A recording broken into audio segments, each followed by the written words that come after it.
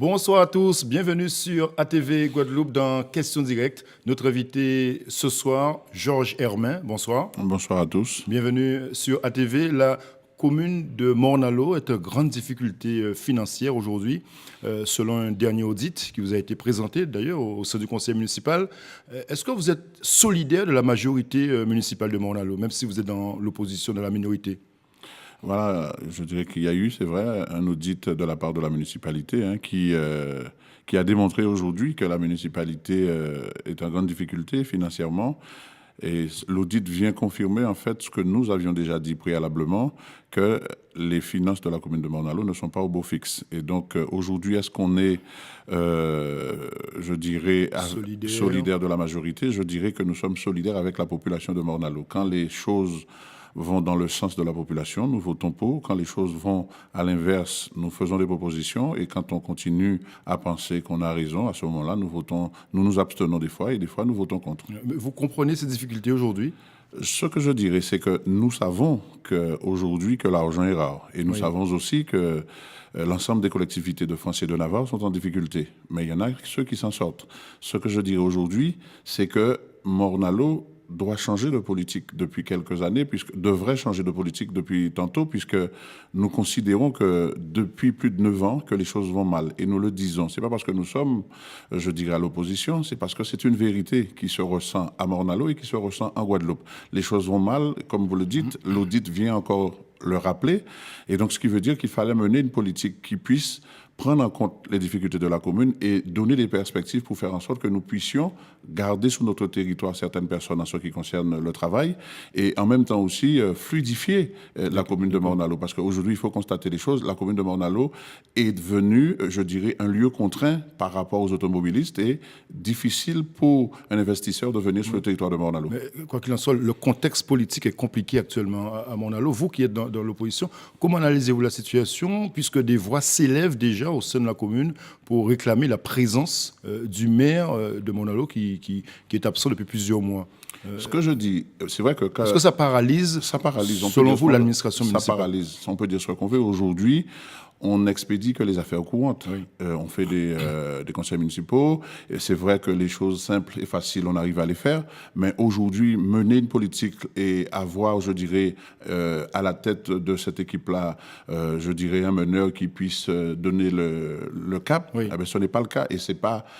Si c'était une situation temporaire... Vous pensez que l'équipe n'est pas soudée, l'équipe municipale, la majorité municipale à Morne-à-l'Eau? Je crois que c'est même pas une histoire de le penser. C'est une vérité qui se vérifie sur le terrain, puisque lors du dernier conseil municipal, enfin l'avant-dernier conseil municipal, nous avons vu s'opposer le conseil municipal de la commune de Morne-à-l'Eau, alors que normalement cette majorité devrait travailler en amont sur les dossiers. Et arrivé au conseil municipal, ils se sont opposés. Et sur bien d'autres choses encore, on a vu cette opposition donc au niveau donc, de cette municipalité. Alors que nous savons très bien qu'en 2014, ils se sont unis pour travailler pour les Mornaliens. Donc ce que je demande personnellement, c'est qu'il y ait aujourd'hui consensus pour qu'on puisse travailler pour cette commune-là, puisque l'élection a déjà eu lieu. C'est vrai, il y a eu une élection, c'est en 2014. Mais ce consensus passe par quel type de mesures, de décisions une vraie entente avec les membres de l'opposition et le conseil municipal ou une dissolution du conseil municipal? Vous réclamez quoi concrètement pour que... Je réclame que le conseil municipal, dans son ensemble, c'est-à-dire déjà sa majorité, je dis bien sa majorité, puisse respecter ce dont ils avaient promis à cette population, c'est de s'entendre pour travailler. Déjà, non pas le dire, puisque c'est vrai qu'ils le disent au travers des micros. Oui, nous sommes ensemble, nous travaillons ensemble, nous développons et nous faisons les choses. Et vous pouvez prendre tel ou tel exemple, parce qu'il y a quelques exemples qu'on peut prendre. Mais nous savons très bien que dans le fond, ce n'est pas le cas. Donc, ce qu'on demande, c'est que tout le monde se met ensemble, parce que nous, personnellement, on ne veut pas casser la maison. Notre intérêt, c'est pas de casser la maison, puisque moi, je fais partie de ceux qui disent que le travail paye. Et il faut être patient. Moi, je suis très patient et je sais qu'une seule chose, c'est que nous avions déjà fait ce qu'il fallait pour démontrer à la population que les choses n'allaient pas. Est-ce que vous allez soutenir, Georges Hermin, une mobilisation pour réclamer la présence du maire ou pas? Est-ce que vous, en tant que membre de l'opposition... De toute façon, je ne peux soutenir que tout ce qui va dans l'intérêt de la population. Aujourd'hui, la population commence à dire qu'il lui faut un conseil municipal consolidé qui travaille réellement dans son intérêt. Et aujourd'hui, ce n'est pas le cas. Donc, nous sommes prêts à dire qu'il est temps que la municipalité se mette au travail.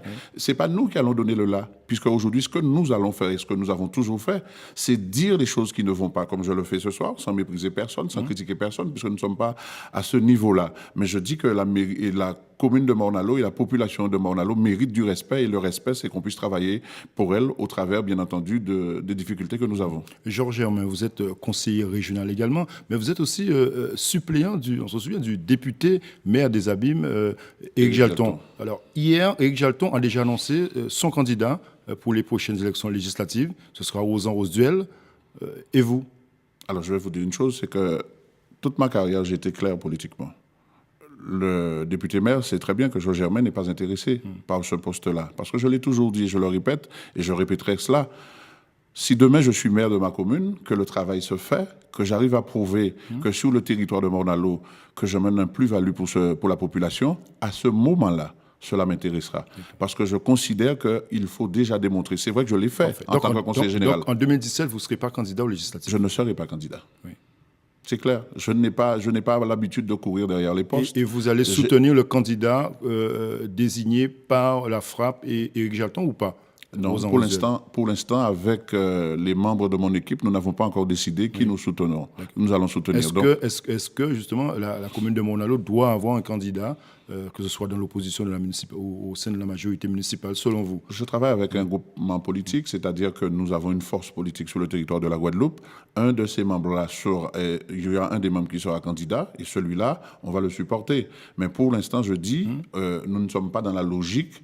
Obligatoirement, nous irons derrière, par exemple, le candidat du député maire sortant. Nous ne sommes pas dans cette logique-là. L'objectif de Georges Germain reste avant tout la municipalité de Morne-à-l'Eau. Travailler pour les Mornaliens et aujourd'hui pour les Guadeloupéens. Un objectif 2020. Ça a toujours été mon objectif, mais 2020, ça le sera beaucoup plus. Ça, c'est vrai. Vous vous sentez bien au sein du conseil régional avec la nouvelle équipe ou pas? Si, je considère... Ça se passe bien avec Harry Chalus? Je vais vous dire une chose, je considère que quel que soit l'élu, quand il vient dans une élection, c'est le temps d'affûter ses armes, de dire son plus-value, sa valeur et comment on voit son territoire. Et une fois que l'élection est jouée, il n'y a qu'une seule ambition, c'est travailler pour son territoire. Et c'est ce que je fais et c'est ce que j'entendrai faire tout le temps. Donc, me poser la question, est-ce que ça va aller avec Harry Chalus? Je pense qu'Harry Chalus doit aimer son territoire comme tous les Guadeloupéens. Donc, il est aujourd'hui obligé de travailler pour les Guadeloupéens et nous l'accompagnerons dès l'instant qu'il restera sur les rails. Merci Georges Germain d'être venu ce soir dans Question Directe. Bonne soirée sur ATV Guadeloupe. On se retrouve demain.